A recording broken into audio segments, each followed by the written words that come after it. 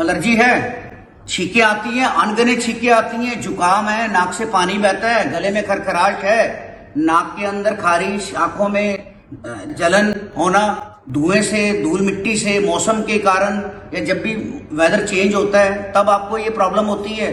बड़ा सरल उपाय है, इसका लिखिए आप। चित्र की छाल 50 ग्राम, पुष्कर मूल 50 ग्राम, नागरमोथा 50 ग्राम एवं तालिश पत्र 50 ग्राम। इन सभी चारों द्रव्यों को कूट पीस के पाउडर बना के 1-1 चम्मच सुबह शाम पानी से लें। कैसी भी एलर्जी है हमेशा के लिए इससे समाप्त हो जाएगी। लगातार कीजिए।